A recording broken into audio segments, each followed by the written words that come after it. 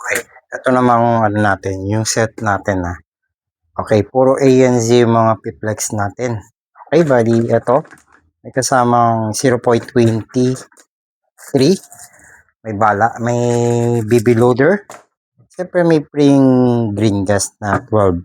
Okay, bali, ano bang laman ng unit nating E and Z? Okay, bali, ang code niya ay 2, ano ba yan? Sorry, 1201. Okay, 1201. Ano bang laman yan?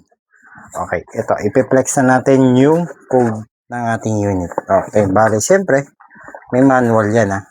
Okay, ito yung mga list ng ating mga unit. Ano ba dyan? Okay, ito, Glock 34, yung ating unit natin na 1202.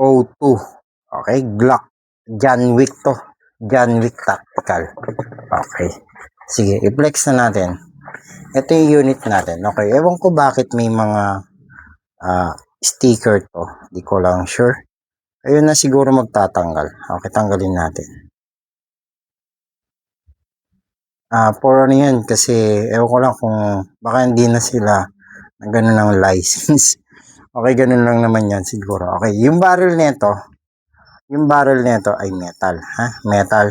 Yung grip niya or handle niya ay plastic. Polymer plastic Siyempre may mga tatak yan Okay, kayo na lang magtanggal.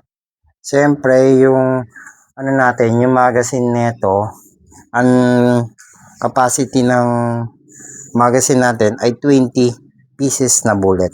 Okay, lakas naman nito. FPS niya ay 300 to 320 FPS. Okay, bali, yan, bali piplex natin lang. Okay, yung ano niya, yung sight niya may markings naman na white. Siyempre naka tag dito. Yung barrel niya ay naka island or may cut siya. Okay. Yan. Okay, sa mga interesado nito message nyo ako. Okay, bali, ano lang natin, siyempre, tips lang. Okay, sumasayad yung mga barrel natin natural lang naman yan. Siyempre, lalagyan naman natin ng plastic yung unit natin. Okay, para hindi naman nagagasgasan. Siyempre, galing sa supplier yan hindi ko ginagamit yan. Alam nyo na. Kasi yung iba kasi dito, merong mga ganyan. Kaya pa plastic natin.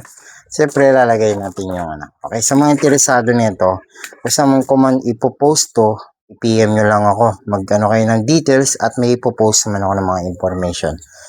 Okay, message na kayo pag interesado kayo ng ating Glock 34. Okay, bali, ang Glock 34 natin ay set na po yan Okay, message lang kayo.